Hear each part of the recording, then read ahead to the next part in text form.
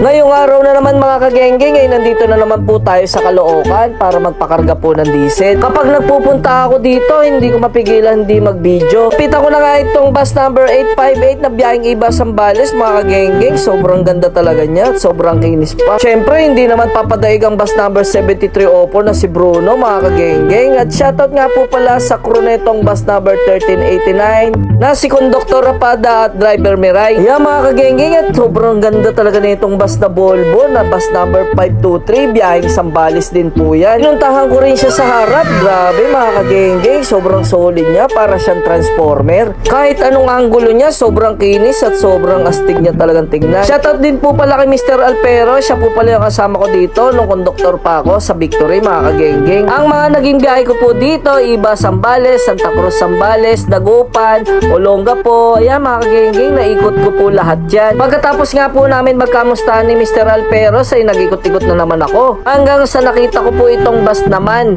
na biyaheng Cagayan Valley. Kaya pumasok na ako agad at gusto ko nang makita yung loob. Tingnan nyo naman po mga kagenggeng, sobrang linis at sobrang ganda po talaga ng loob. Talagang magiging komportable po talaga lahat ng mga pasahero kapag dito po sumakay.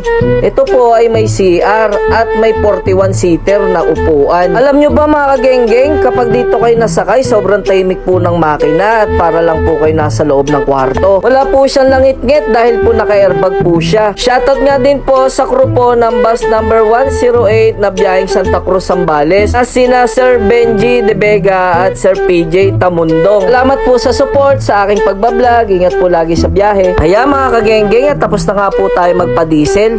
Dito nga po kami sa likuran dumaan at tingnan nyo naman, sobrang gaganda talaga ng bus ng Victory. Kaya kung uuwi po kayo ng probinsya sa norte, ay dito po kayo pumunta sa Caloocan. Dito po ang terminal po nila sa likuran po ng Victory Mall. Halos po lahat po ng bus na nakaparada dito ay puro bago. Kami po ay dediretso na at pipila po sa Divisoria pa uwi po ng Bulacan mga kagenggeng. Shoutout po pala kay Sir Abitan RB. Maraming salamat po sa suporta at dito ko na rin po tinatapos ang aking video. Maraming salamat din po sa lahat ng viewers at sumusuporta po sa aking vlog. Huwag po sana kayong magsawa.